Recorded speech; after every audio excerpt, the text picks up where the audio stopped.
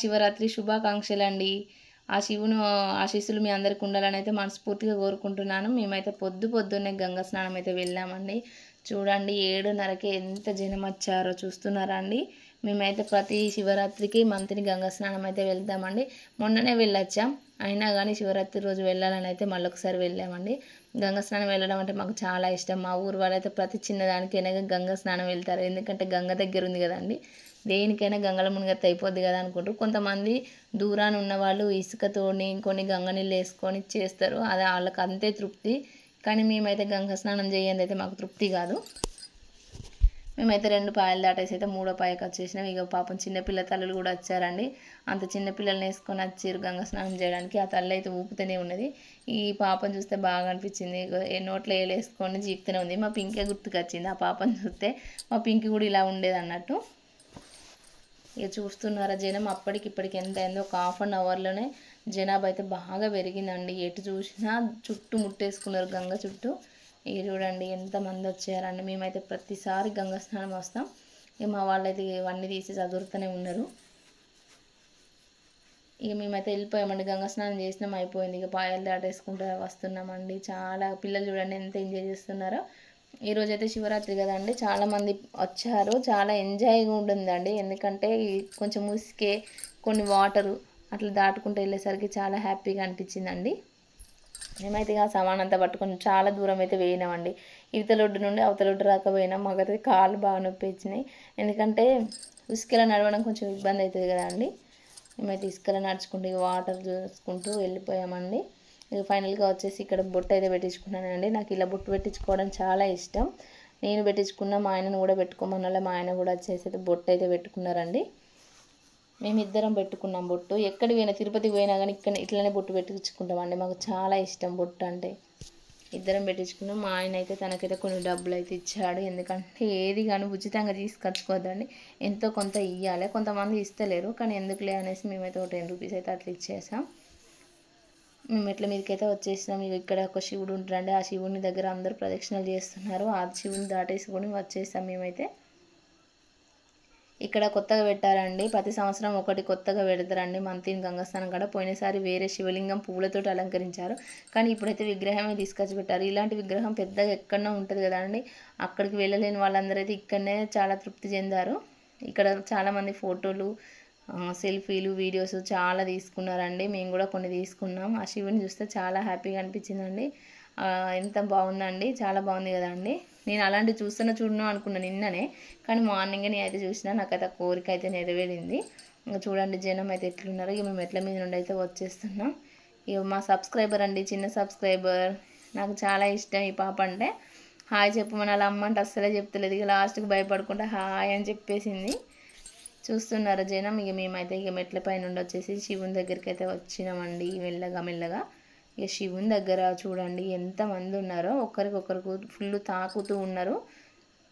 అందరూ అభిషేకాలు చేస్తున్నారండి. గంగ నీళ్ళు తీసుకొచ్చి కొంతమంది పోస్తున్నారు, కొబ్బరికాయ వాటర్ కొంతమంది పోస్తున్నారు, ఇంకా కొంతమంది ఏమో మారేడాకులు తీసుకొచ్చి పెడుతున్నారు, కొంతమంది ఏమో పువ్వులు పెడుతున్నారు, పసుపు కుంకుమ అన్నీ వేస్తున్నారండి.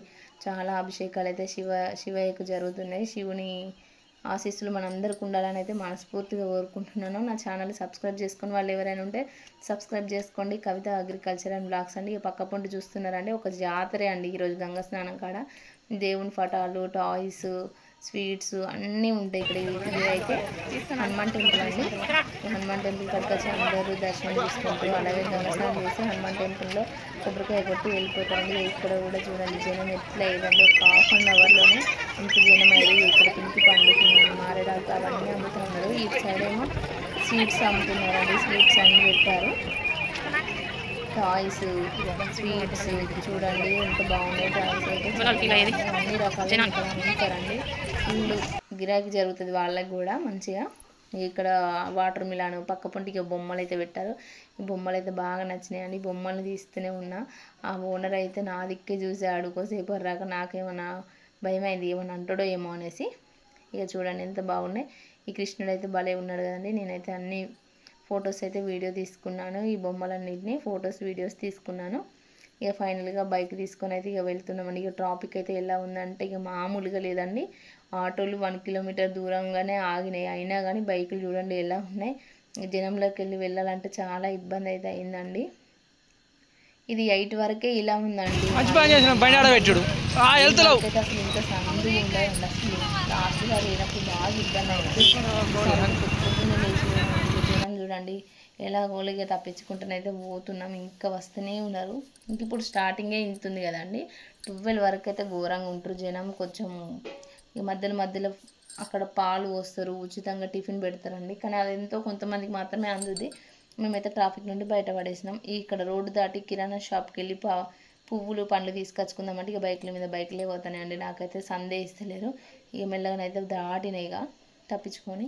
ఇక కందగడ్డ, కంకులు, అరటిపండ్లు, దానిమ్మ పండ్లు, అంగూర్లు ఇవన్నీ చూస్తున్నారు. అన్నీ తీసుకుంటారని ఇదంతా మంతిలో వెజిటేబుల్ మార్కెట్ అండి. ఇక్కడ అన్నీ దొరుకుతాయి. ఫ్రూట్స్ కానీ ఏవైనా కూరగాయలు కానీ.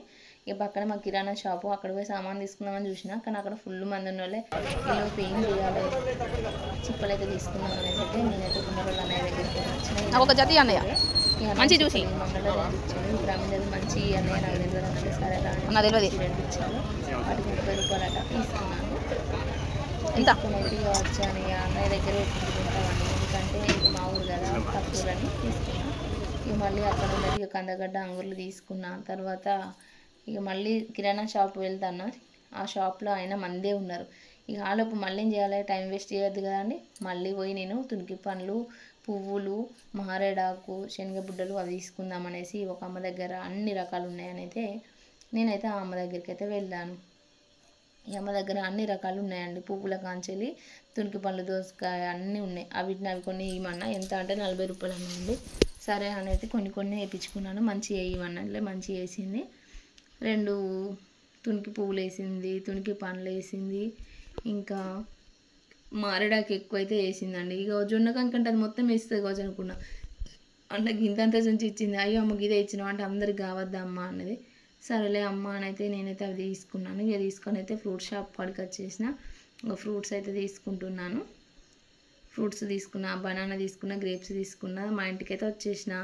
మా ఇంటి ఇక్కడ పొద్దుగాల పోయినా కదండి. కూరాడకుండా ఊదించుకోలేదు. కూరాడకుండా అయితే ఊదించుకున్నా. ఇక పొద్దున అన్నీ చేసి పోవాలంటే ఇబ్బంది అవుతుంది కదండి. మళ్ళీ గంగాస్నానంలో ట్రాఫిక్ ఎక్కువ అవుతుంది అనేది నేను పొద్దున ఊదించుకోకుండా పోయినా. ఇక వచ్చిన తర్వాతనైతే కూరాడకుండా అయితే ఊదించిన. ఇలా ఉంటుందండి మా సైడ్ అయితే పండుగ. మరి మీ సైడ్ ఎలా ఉంటుందో కామెంట్ బాక్స్లో కామెంట్ చేయండి. నచ్చితే లైక్ చేయండి, షేర్ చేయండి.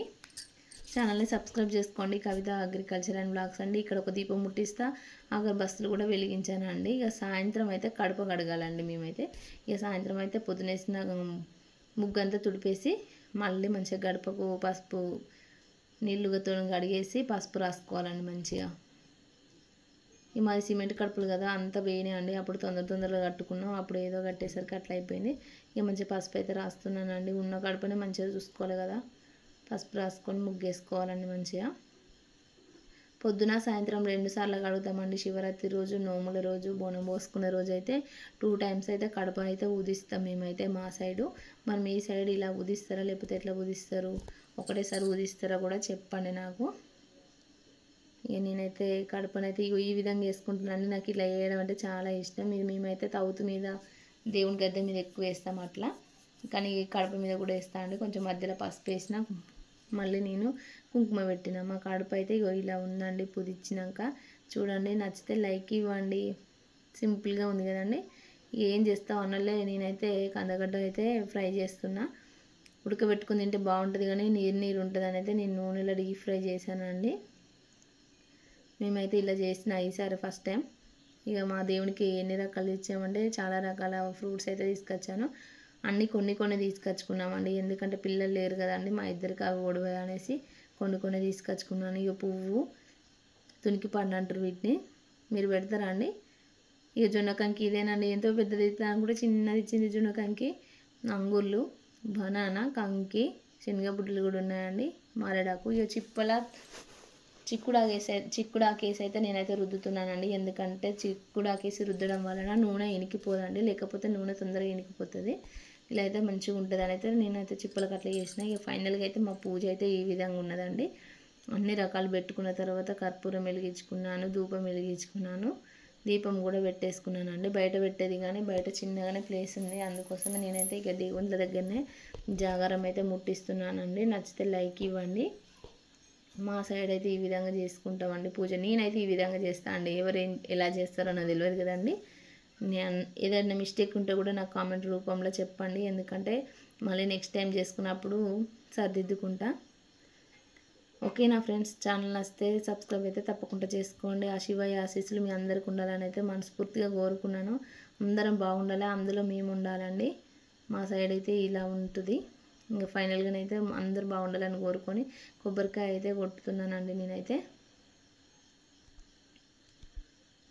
2 దెబ్బలకు పలిగిందండి కొబ్బరికాయ నాకైతే ఈసారి.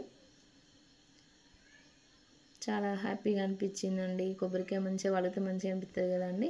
ఇక రెండు వక్కలు తీసి అయితే దేవుని దగ్గరనే పెట్టానండి. దేవుని దగ్గర పెట్టుకున్న తర్వాత నేనైతే అందులో కొంచెం కుంకుమ తీసి అయితే పెట్టానండి. ఎందుకంటే పంచదారన కుంకుమన్న పెట్టాలి. నేనైతే కుంకుమ అయితే పెట్టుకున్నానండి. ఫైనల్గా నా పూజ అయితే కంప్లీట్ అయిందండి. నా పూజ విధానం ఇలా ఉందండి. నచ్చితే లైక్ ఇవ్వండి. మరి మీరు ఏ విధంగా చేస్తారో కూడా కామెంట్ బాక్స్లో కామెంట్ చేయండి. చివరిగానైతే ఇక దేవుని పటాలు ఇగో ఈ విధంగా ఉన్నాయండి. షెల్ఫ్లో పెట్టుకున్నానండి. ఒక షెల్ఫ్ ఉంది మాకు, ఆ షెల్ఫ్లో మాత్రం దేవుళ్ళన్నీ ఇలా ఉన్నాయి మాకు. నాకైతే చాలా హ్యాపీగా ఉందండి. హ్యాపీ శివరాత్రి అండి అందరికీ. 9 రకాలైతే పెట్టుకున్నాను నేనైతే పళ్ళు.